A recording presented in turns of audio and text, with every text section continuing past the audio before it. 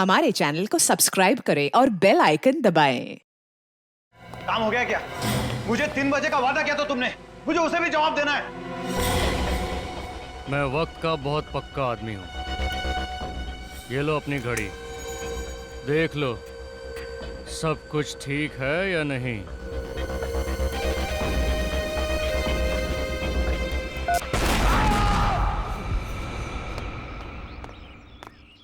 अरे भैया संभाल के, धीरे धीरे।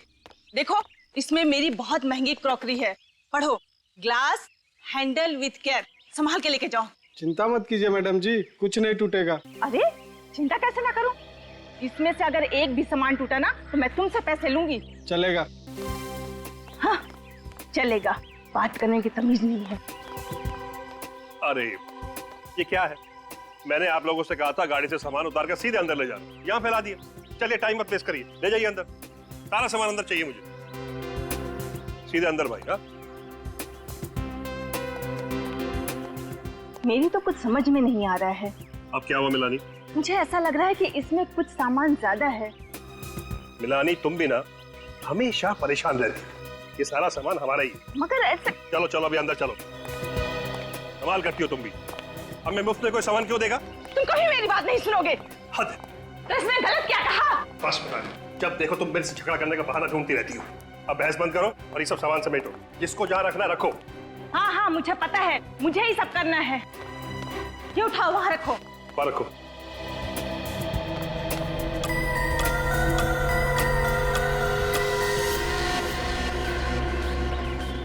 चलो चलो जल्दी लाओ सामान सब।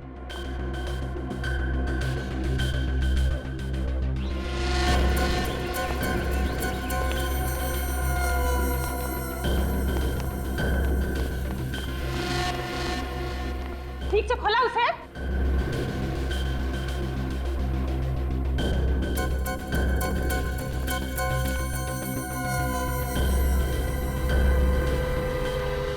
आप? जी मैं आरटीवी टेलीफोन एक्सचेंज से आया हूँ, आपके यहाँ ये टेलीफोन लगाना है। अच्छा आई कार्ड है आपके पास? हाँ जी।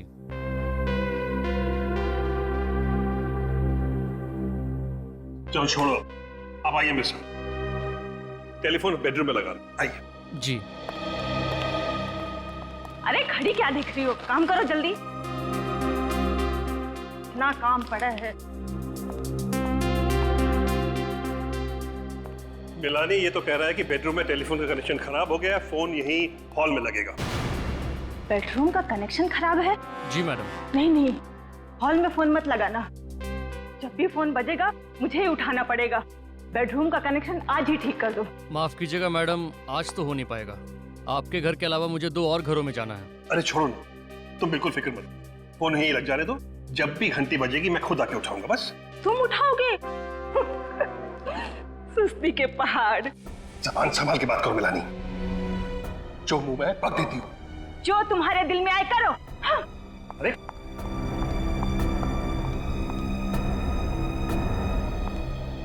छोड़िए, कुछ भी बक देती है। आप प्लीज अपना काम कीजिए।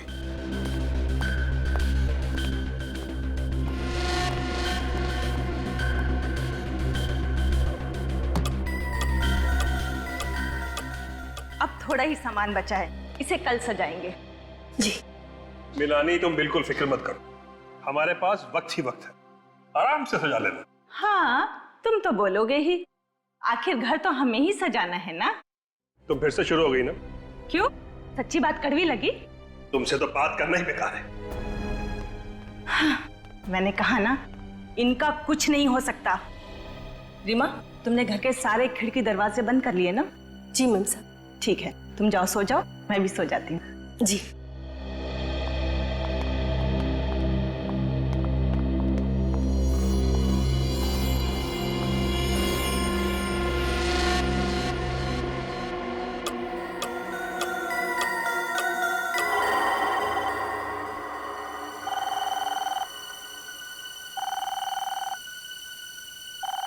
फोन की घंटी।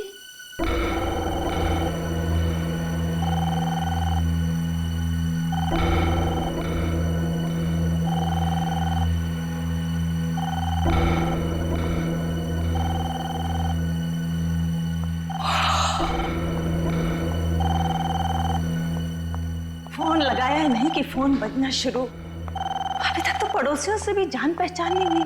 इतनी रात को किसका फोन हो सकता है? हेलो, मिलानी, मिलानी, ये क्या हो गया? सब खत्म हो गया। मिलानी, काश काश मैं गया होता वो फोन उठाने, तो ये सब कुछ नहीं होता। मिलानी, तुम जैसी भी थी मेरी पत्नी थी। मिलानी, तुम मेरी पत्नी थी। कैसे हुआ इसे? कुछ नहीं पता साहब। मैं और मिलानी बेडरूम में सो रहे थे, फिर अचानक फोन की घंटी बजी। मिलानी फोन उठाने गई, फिर अचानक जोर से धमाका हुआ।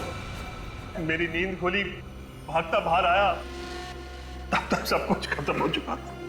खत्म हो चुका था सब कुछ। आप उस वक्त बेडरूम में थे?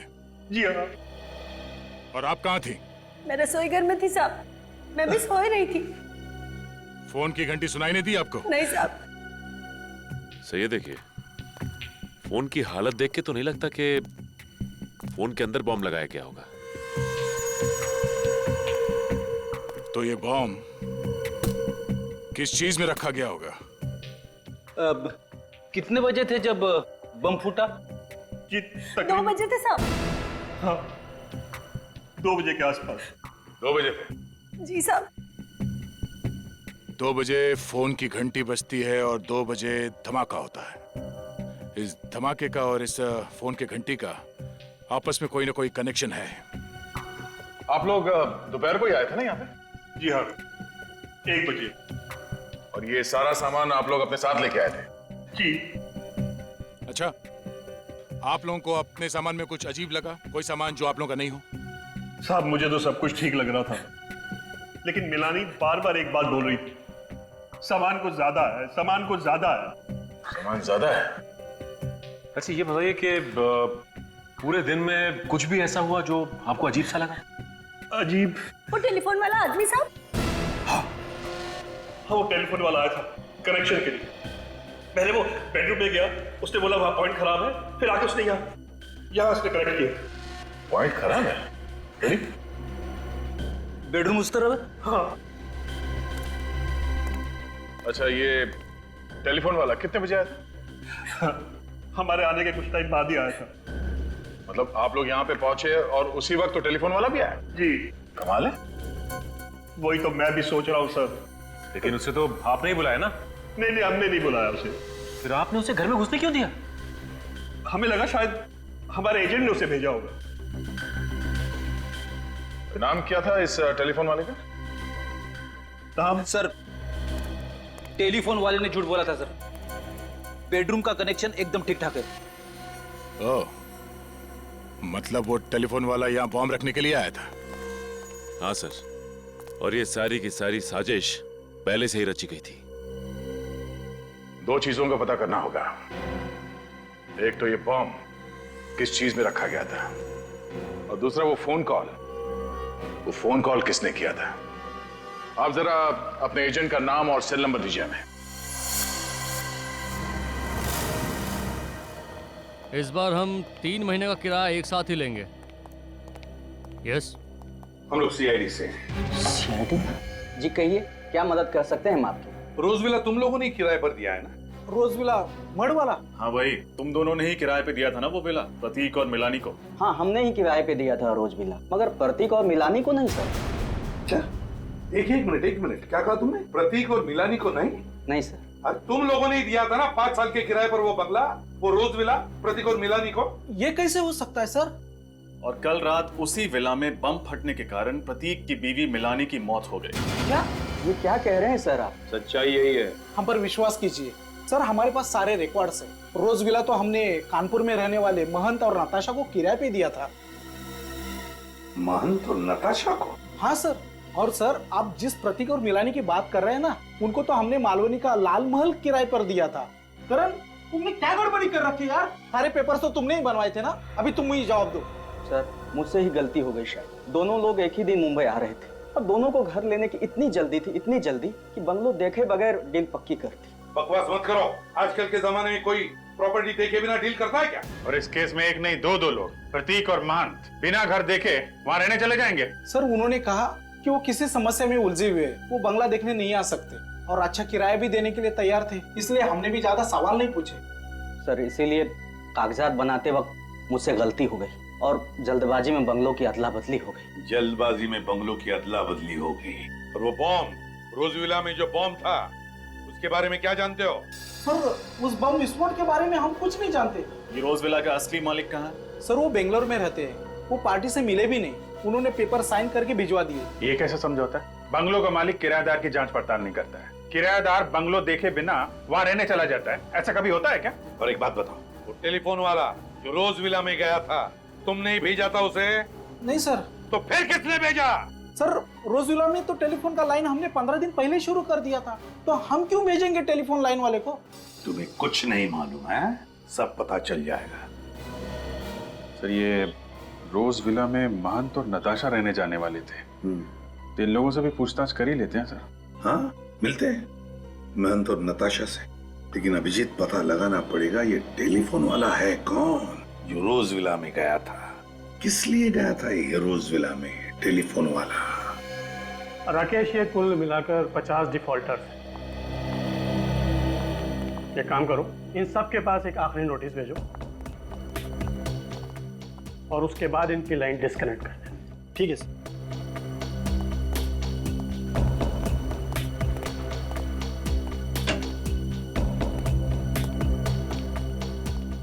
आप ही आरटीबी टेलीफोन एक्सचेंज के एरिया सुपरवाइजिंग मैनेजर हैं? हाँ जी, मेरा नाम विवेन है सर।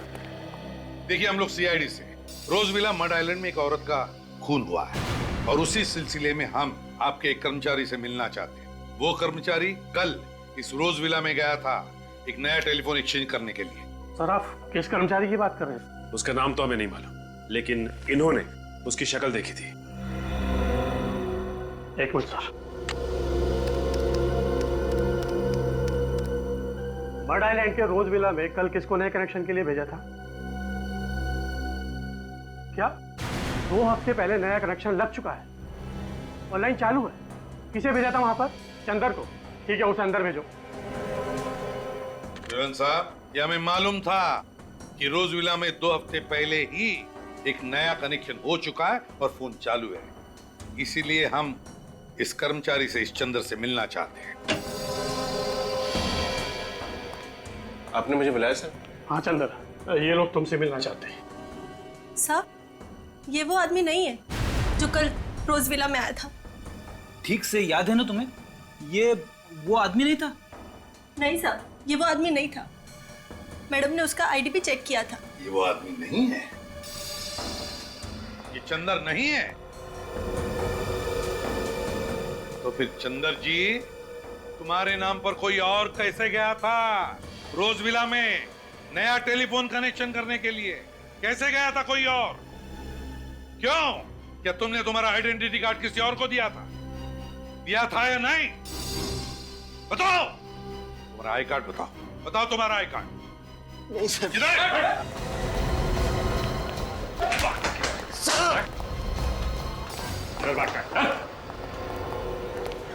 बताओ, बताओ कौन गया था तुम्हारे नाम पर?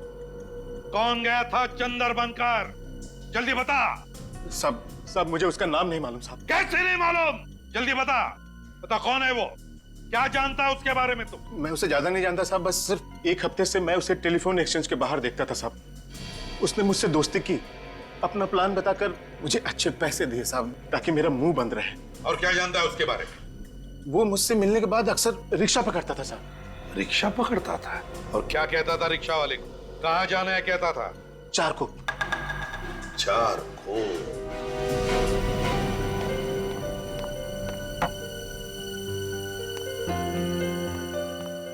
साहब जी खाना लगा दिया है, खा लीजिए, ठंडा हो जाएगा। नताशा मैम साहब अभी तक उठी नहीं। अखबार पढ़ते पढ़ते समय का पता ही नहीं चला। और ये नताशा भी ना, उसकी नींद की गोलियां कम करनी पड़ेगी। वैसे भी नताशा मैम साहब ने तो अलार्म लगाया था ना। इस समय कौन है? आप? मंतूर नताशा घर में है, हम लोग सीआईडी से हैं। सीआईडी? हाँ। कहिए, मैं ही महंत हूँ। देखिए, रोज विला में जो वारदात हुई है उसके बारे में पूछताछ करने आए हम लोग। हाँ, अमित ने सब कुछ बताया मुझे उसके बारे में। स्टेट एजेंट अमित ने सब कुछ बताया? जी। फ्रेडी, आप जरा ये फोटो देखिए। इन दोनों में से किसी को जानते हैं आप?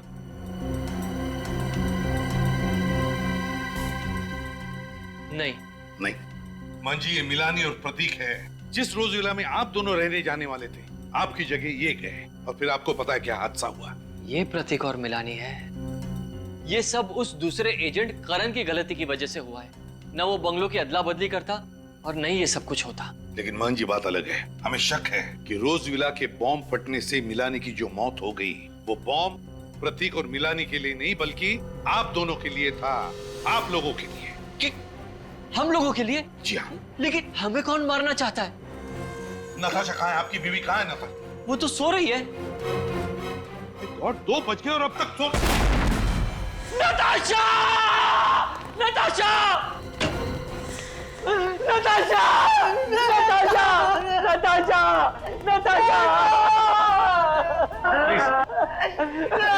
छोड़ दीजिए मुझे, छोड़ दीजिए मुझे नताशा के पास जाना है। मंजी, मंजी, थोड़ा आप नताशा के पास नहीं जा सकते। अगर आप गए तो एविडेंस होगा तो नष्ट हो जाएगा। प्लीज, हम आपका दुख समझें। प्लीज सचिन, फ्रेडी, देखो जरा गौर से, अच्छी तरह से देखो क्या मिलता है। नताशा,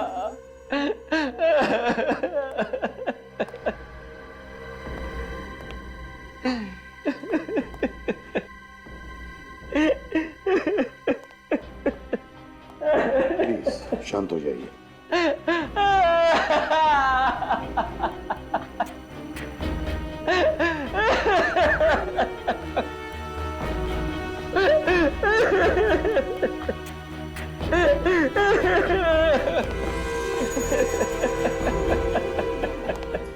सर, घड़ी के टुकड़े, अलग अलग घड़ियों के। इतने सारे घड़ियों के टुकड़े? मान जी, नताशा के कमरे में इतनी सारी घड़ियां कैसे? नताशा को नींद से उठने में तकलीफ होती थी, इसीलिए उठने के लिए वो 3-3 घड़ियों में अलार्म लगाती थी। 3-3 घड़ियों? तो कहीं बॉम्ब इन घड़ियों में तो नहीं फिट किया गया था? बात बताइए, क्या ये घड़ियां नताशा ने खरीदी थी? जी हाँ। कहाँ से खरीदी थी, आप बता सकते हैं? यही पास ही में एक दुकान है, नीड्स नाम की, वहीं से खरीदी थी। नीड्स? जरूर इन घड़ियों में कुछ गड़बड़ है। मिल गया। अरे साळुंखे, क्या पता चला? जरा हमें भी तो बता। अरे बॉस, सारा फर्नीचर इतना तहस नहस हो गया है कि मुझे फर्नीचर का एक एक टुकड़ा बहुत अच्छी तरह से चेक करना पड़ा, ये पता लगाने के लिए कि आखिर ये बॉम्ब बना किस केमिकल से। ये देखो, ये है उस केमिकल का कार्बन चेन। कौन सा केमिकल है ये? सेस्पेक्स टॉक्सिन। सेस्पेक्स टॉक्सिन? हाँ, वैसे तो और भी केमिकल्स मिले मुझे, लेकिन ये सेस्पेक्स टॉक्सिन केमिकल सबसे ज्यादा मात्रा में मिला। अब बॉस, ये सेस्पेक्स टॉक्सिन सबसे ज्यादा इस घड़ी पर मिला है। इतना ही नहीं, इस घड़ी पर मुझे उस बॉम्ब के डेटोनेटर के अंश भी मिले। इस घड़ी के टुकड़ों पर से? इसका मतलब है कि बॉम्ब घड़ी के अंदर फिट किया गया था। सर, कहीं ये घड़ी भी उन सामानों में से तो नहीं जिसे मिनाली ज्यादा सामान कह रही थी? हो सकता है। फ्रेडी, सचिन, काम करो, ये घड़ी के जितने भी टुकड़े हैं इन्हें जोड़ने की कोशिश करो। अब समझ में आ रहा है सर। जैसे इस घड़ी में 2 बजे इस घड़ी के अंदर रखा गया बॉम्ब ट्रिगर हुआ और फट गया। सर, ये कोई इत्तेफाक नहीं है कि रात 2 बजे फोन की घंटी बजती है, मिलानी उस फोन को उठाने के लिए हॉल में आती है और उसी वक्त बॉम्ब फट जाता है। हाँ अभिजीत, एक बहुत बड़ी साजिश है ये। बस पता लगाना चाहिए कि ये फोन किया किसने था, किसने किया था फोन। सर, मुझे तो इस काम वाली बाई पे शक है सर। उस टाइम से कहा था कि ठीक 2 बजे धमाका हुआ था, मगर उसने कोई घड़ी नहीं पहन रखी थी, तो एग्जैक्टली धमाका कितने बजे हुआ उसे कैसे पता? इस काम वाली बाई से फिर से पूछताछ करनी पड़ेगी।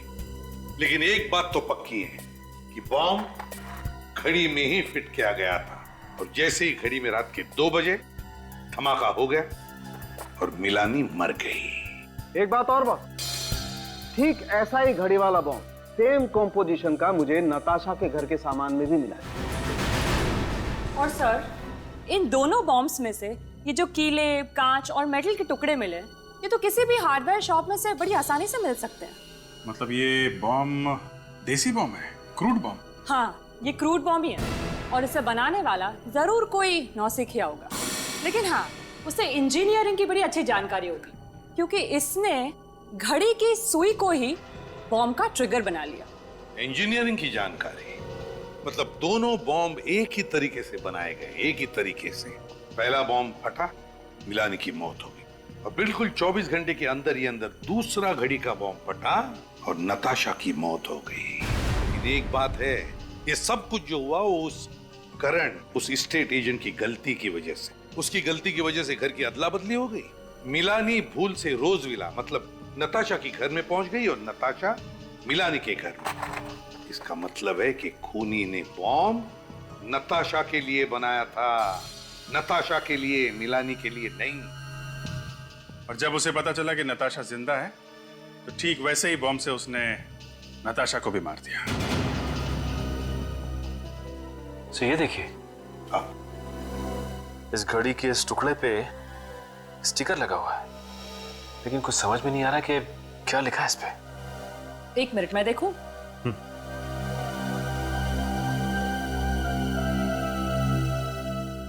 हाँ, अब देखिए, कुछ कुछ नजर आ रहा है।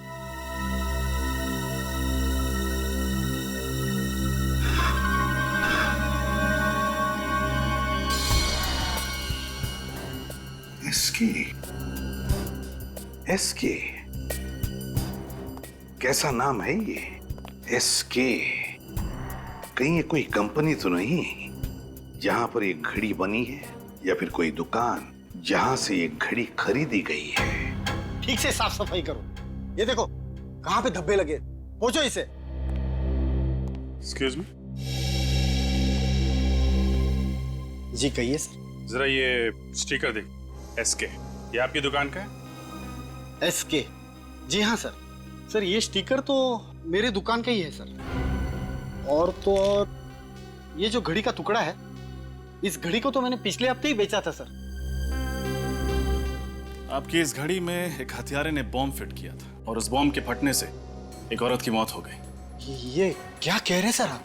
बिल्कुल ठीक कह रहे हैं। आपको याद है किसको बेची थी आपने ये घड़ी? हाँ सर, एक आदमी आया था सर इसे खरीदने के लिए। ये देखो, वो आदमी ये था। हाँ सर, ये तो वही आदमी है सर। अच्छा, इसका नाम पता कुछ मालूम है आपको? नहीं सर, ये तो नहीं पता। कुछ और बता सकते हैं इस आदमी के बारे में? हाँ सर, याद आ गया। घड़ी खरीदते वक्त वो किसी से फोन पे बात कर रहा था सर। किससे किससे बात कर रहा था सर? ये तो पता नहीं। अच्छा, आपने उसकी बातें सुनी? क्या कह रहा था, कुछ याद है? वो चारकोप के बारे में कह रहा था। चारकोप? सर, इस चंदर ने भी तुम्हें बताया था कि टेलीफोन एक्सचेंज के बाहर जो आदमी उससे मिलने आता था, वो भी रिक्शा वाले से चारकोप भी चलने के लिए कहता था। चलो चारकोप चलते हैं, शायद ये आदमी हमें वहीं पे मिलेगा।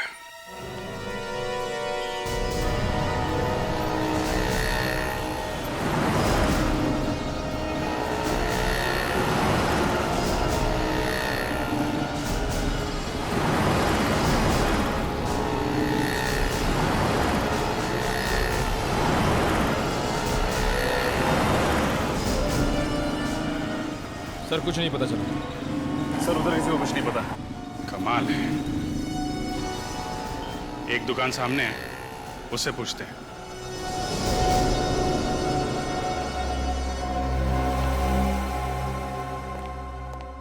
आप लोगों को क्या चाहिए साहब? हमारे सेठ बाहर गए हुए हैं। बाहर गए? जी साहब। कोई बात नहीं। आप जरा ये स्केच देखो। इस आदमी को देखा यहाँ आसपास? ये तो हमारे सेठ की तरह लग रहा है साहब। ये हमारे सेठ ही हैं। ये तो इनके सेठ निकले। खुद की इतनी बड़ी दुकान है। क्या नाम है तुम्हारे सेठ का? मकरंद साहब। मकरंद? जी साहब। निखिल, जरा वो टुकड़ा दिखाना इन्हें। ये देखिए।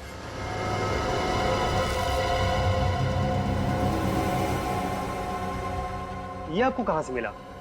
अरे वाह, बड़ी जल्दी पहचान लिया तुमने इस घड़ी के टुकड़े को। जी साहब। तब तो तुम्हें यह भी मालूम होगा कि तुम्हारा सेठ क्या क्या गुल खिला रहा है। ये आप क्या कह रहे हैं साहब? मेरे कुछ समझ में नहीं आ रहा। समझ में नहीं आ रहा? ये टुकड़ा जब घड़ी हुआ करता था तो तुम्हारे साहब ने इसमें बॉम्ब फिट किया था, जिसकी वजह से 2 औरतों की जान चली गई, समझे तुम? क्या? मेरे सेठ और बॉम्ब? हाँ, बॉम्ब। और तुम तो ऐसे चौंक रहे हो जैसे तुम्हें कुछ मालूम ही नहीं है। साहब, मैंने मकरन साहब को घड़ियां लाते हुए और ले जाते हुए देखा था। अच्छा, कहाँ लेके आते थे घड़ी? कहाँ रखते थे? वहाँ पीछे कमरा है, मकरन साहब घड़ियों को उसी में रखते थे। चलो देखते हैं वो कमरा। दिखाओ कहाँ पे है। आइए साहब। देखो लाइट का स्विच कहाँ पे है। सर। साहब, मकरन साहब ने कभी हमें इस कमरे के अंदर आने नहीं दिया। वो हमेशा इसे बंद ही रखते थे।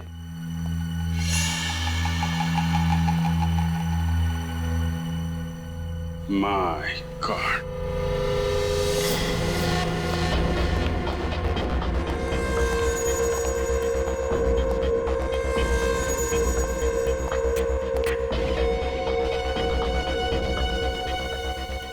बॉम्ब बनाने का सामान। सर, इसका मतलब मकरंद यहीं बैठकर बॉम्ब्स बनाता था, घड़ियों के अंदर फिट करता था। क्या ये सब? यहाँ इतना सब कुछ चल रहा था और तुम लोगों को कुछ पता नहीं चला? घड़ियां तो हमने देखी थी साहब, लेकिन उसके अंदर मकरन साहब ने क्या हेरा फेरी की ये हमें मालूम नहीं पड़ा। सर, ये देखिए। ये तो रोज विला की फोटोज है। यस सर, बंगलो खाली है और सारी तस्वीरों में बंगलो का अंदर का हिस्सा दिख रहा है और ये सारी तस्वीरें हर तरफ से ली गई हैं। पर सर, खाली बंगलों के अंदर की तस्वीरें खींचने का क्या मतलब हो सकता है? मतलब ये निखिल की प्रतीक और मिलानी के रोज विला में जाने से पहले मकरंद उस बंगलो में गया और वो घड़ी बम कहाँ पे फिट करना है वो जगह तय कर ली। सर, लेकिन बंद पड़े हुए बंगलों के अंदर जाकर तस्वीरें खींचना ये कैसे मुमकिन हुआ होगा?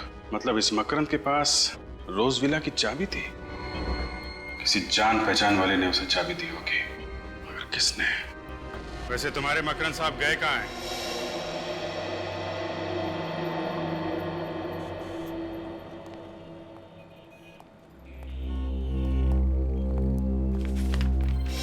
ये आप ही की दुकान का बिल है? जी सर, ये बिल मेरी ही दुकान का है। तो फिर इस पर जो 3 घड़ियां बेची गई है नताशा को, वो किसने बेची? शायद सोहन ने ये घड़ियां बेची थी सर। तो बुलाओ इस सोहन को। वो आज काम पे नहीं आया सर। काम पे नहीं आया? क्यों? देखिए ना, परसों ही उसे काम पे रखा था और कल से गायब है। परसों काम पे रखा, परसों उसने घड़ियां बेची और कल से काम पे नहीं आ रहा है। कमाल है सर। लेकिन सर, जो घड़ियां नताशा जी को उसने बेची थी वो हमारे स्टॉक में थी ही नहीं। क्या मतलब है आपका? वो घड़ियां सर, घड़ियां। मैंने उसे पूछा भी कि वो घड़ियां कहाँ से लाया, तो उसने बताया कि हमारे स्टॉक में ही पड़ी थी। अगर तुम्हारे स्टॉक में नहीं थी तो फिर तुमने माना कैसे? अब सर, नताशा जी को वो पसंद आ गई थी, माल बिक रहा था, पैसे आ रहे थे, तो मैंने बहस नहीं की। तुम्हारी इस लापरवाही की वजह से क्या हुआ मालूम है? नताशा की मौत हो गई। Sorry sir. सॉरी। अभिजीत, ये सोहन जानता था कि नताशा यहीं पर आएगी इसी दुकान में, तो 3 घड़ियां खरीदने के लिए, इसलिए इस सोहन ने ये घड़ियां बॉम्ब फिट करवा के बाहर से ले ली और यहाँ ला करके उसे बेच दी। मतलब सब कुछ पहले से ही तय था? हाँ, सब कुछ पहले से ही प्लान था। सोहन का पता है तुम्हारे पास? जी सर, उसने जिस नंबर से मुझे फोन किया था वो नंबर मेरे मोबाइल में होगा। नंबर दो जरा। जी, 03622 91919। 919? जी सब क्या हुआ? ये नंबर तो स्टेट एजेंट करण का है। करण का? हाँ सर, उस दिन जब हम लोग ऑफिस में गए थे तो मैंने उससे नंबर ले लिया था।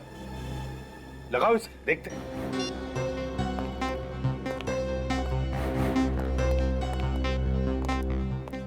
नहीं सर, फोन बंद आ रहा है। फोन बंद आ रहा है? सर, इसका मतलब करण और सोहन एक ही आदमी है। और वो सोहन सिर्फ इसलिए बना था ताकि वो बॉम्ब वाली घड़ियां नताशा को बेच सके। हाँ अभिजीत, मुझे तो लगता है मकरंद को रोज विला की चाबी भी इसी करण ने दी और नताशा की मौत का कारण भी यही है, ये करण। इस करण को उठाते हैं।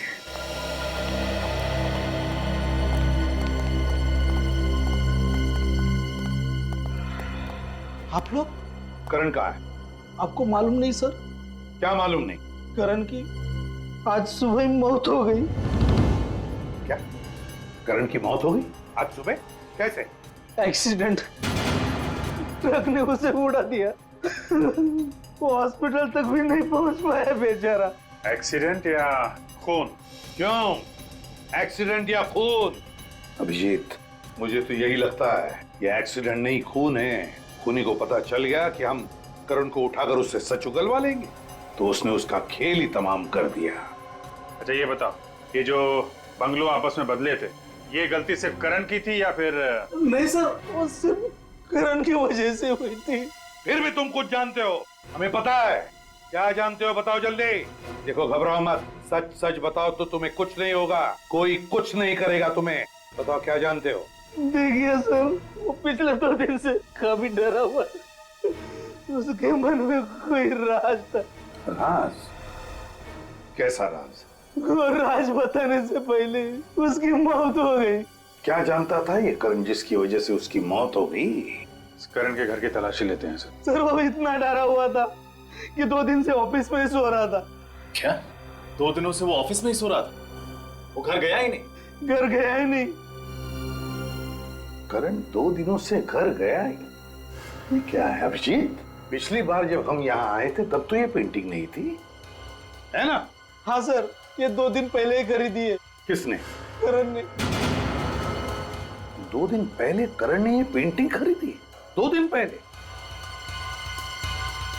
है ना बड़ी अजीब बात। एक आदमी जिसके सिर पर मौत मंडरा रही है, जो 2 दिन से डर के मारे अपने घर नहीं जाता लेकिन ऑफिस में सोता है, वो आदमी 2 दिन पहले ये पेंटिंग खरीदता है। क्यों? क्यों खरीदता है ये पेंटिंग? है अच्छी है पेंटिंग, लेकिन है क्या इसमें जो करण ने इसे खरीदी? खोलकर देखे क्या?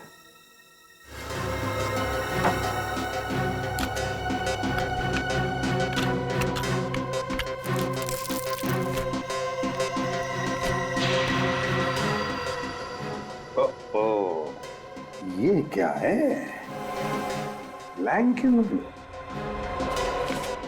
कुछ है इस एनवलप में।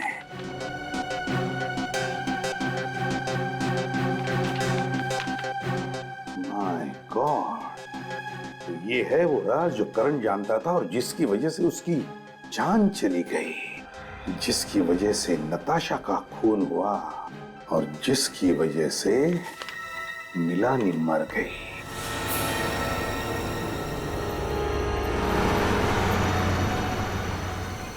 सोलापुर की इतनी सारी बसें निकल गई, लेकिन ये मकरंद अब तक दिखाई नहीं दिया।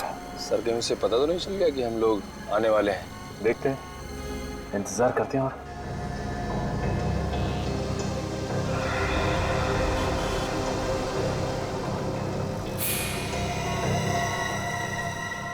वो देखो निकल, चश्मे वाले के बगल में वो आदमी है, बिल्कुल मकरंद जैसा लगा है। हाँ सर, शायद ये मकरंद ही है। चलो जल्दी आओ।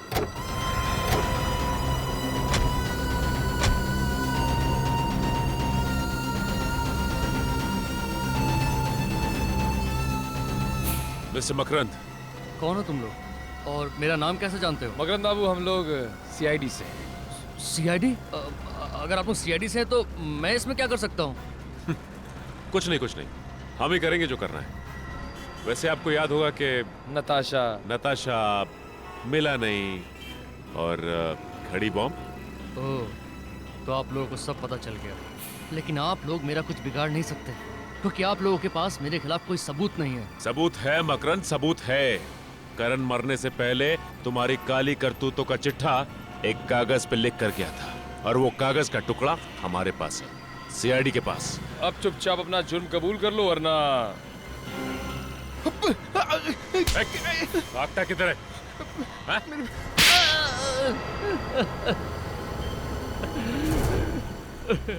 हाँ, मैं ही जिम्मेदार हूँ मिलानी, नताशा और करण के खून का।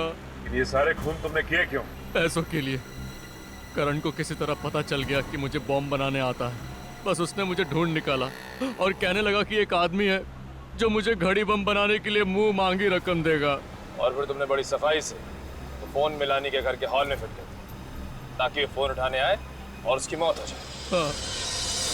पहले मैंने रोज विला के अंदर घुसकर अच्छी तरह जांच पड़ताल की और फिर जिस दिन प्रतीक और मिलानी वहां रहने आए, मैंने चुपके से वो घड़ी वाला कार्टून टेम्पो के अंदर रख दिया।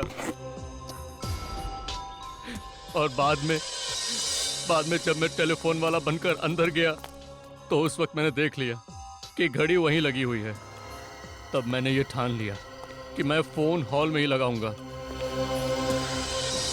और जिस दुकान से नताशा ने घड़ियां ली थी उसमें भी बम मैंने ही लगाया था। और करण की मौत को तुमने बड़ी सफाई से एक्सीडेंट का रूप दे दिया। करना पड़ा, क्या करता। वो आप लोगों के सामने अपनी जबान खोलने वाला था, इसलिए उसे भी रास्ते से हटाना ही पड़ा। और ये सब कुछ करने के लिए तुम्हें पैसे किसने दिए? पैसे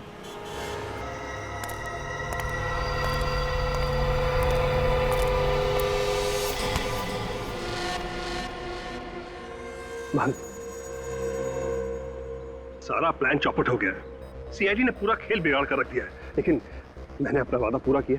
मैंने भी अपना वादा पूरा किया।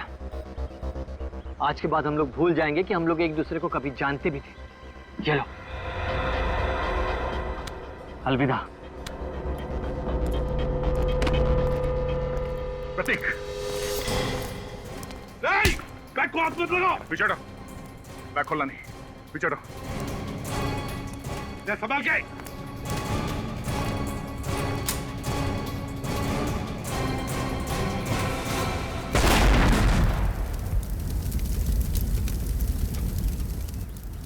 गद्दार, तूने मुझे मारने की कोशिश की। मैंने कुछ भी नहीं किया। ये सब इसी का किया हुआ है। झूठ बोल रहा है सर। दरअसल ये आप लोगों को भटकाने की कोशिश कर रहा है। प्लान इसी का था, इसी ने बनाया था। ये बोल रहा है साहब। मैं बता दूंगा।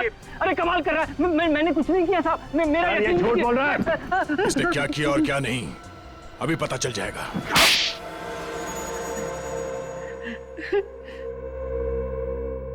अब 3 मिनटों में तुम्हारी कहानी हम सुनाएंगे।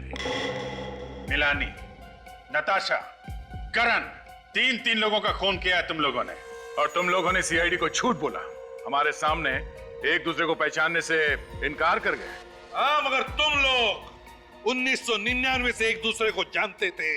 तुम लोगों ने मिलकर एक फैक्ट्री शुरू की और जब धंधे में नुकसान हुआ तो दोनों अलग अलग हो गए। प्रतीक तुम गए दार्जिलिंग और महंत तुम गए कानपुर। क्यों? लेकिन वो फैक्ट्री किसकी होगी इसका कोई नतीजा नहीं निकला। तो प्रतीक जी, आपने सोचा कि क्यों ना महंत जी की मौत हो जाए तो सारी फैक्ट्री आपके नाम। और फिर एक दिन अचानक तुम दोनों दोस्त बन गए और ये गहरी साजिश रची। और ये हमें कैसे पता चला? करण से। करण जो कई साल पहले तुम दोनों का नौकर हुआ करता था, उसने तुम दोनों का काला चिट्ठा लिख कर रख दिया कागज पर हमारे लिए, समझे? 3 मिनट खत्म। अब तुम लोग बोलोगे और हम सुनेंगे। सही कहा आप लोगों ने। ये सब इस प्रतीक का शुरू किया हुआ है। ये हमारी फैक्ट्री की प्रॉपर्टी बेचना चाहता था। हाँ, मिलानी मुझ पर दबाव डाल रही थी क्योंकि हमारा कर्जा सर के ऊपर चढ़ चुका था। बस इसीलिए। इसलिए क्या? इसलिए इसने प्लान बनाया। इसे पता था कि हम लोग मुंबई आ रहे हैं। मुझे और मेरी बीवी नताशा को जान से मारने के लिए मकरंद की मदद से इसने रोज विला बंगलो में बॉम्ब प्लांट किया। मिस्टर प्रतीक, तुम्हें तो मालूम था कि रोज विला में बॉम्ब लगा हुआ है, फिर तुम अपनी पत्नी के साथ वहां रहने क्यों चले गए? सर, मिलानी की रोज रोज की नोक झोंक से मैं परेशान हो चुका था, थक चुका था। वो मुझे डिवोर्स देने को तैयार नहीं थी। इसलिए जब मुझे पता चला कि करण से गलती हो चुकी है तो मैंने सोचा क्यों ना इस मौके का फायदा उठाया जाए और इसी बहाने मिलानी से अपना पीछा भी छुड़ा लिया जाए। और मिस्टर महंत, जब आपको पता चल चुका था कि प्रतीक आप दोनों की जान लेना चाहता है तो आपको सीआईडी के पास आना चाहिए था। आप हमारे पास क्यों नहीं आए? क्योंकि ये भी दूध का धुला हुआ नहीं है सर। मिलानी के मौत के कुछ घंटों बाद ही इसने मुझे फोन पर धमकी दी और हमारी पुरानी जगह पर मिलने को कहा। कुछ साबित नहीं कर पाओगे मान तुम। इससे कोई फायदा नहीं होने वाला। बिना मेरे फायदे के मैं अपना वक्त बर्बाद नहीं करता प्रतीक। नेवर। तुमने मुझे और मेरी बीवी नताशा को बॉम्ब ब्लास्ट में उड़ाने का बहुत अच्छा प्लान बनाया था, मगर भला हो उस करण का जो उस बॉम्ब ब्लास्ट में तुम्हारी बीवी मिलानी ही मारी गई। सोचो प्रतीक, सोचो, अगर यही बात मैंने सीआईडी को बता दी तो बता क्यों नहीं देते? बिजनेसमैन हूं ना, हर बात में सबसे पहले अपना फायदा सोचता हूं। अच्छा, तो मुझे बचाकर तुम्हें क्या फायदा होने वाला?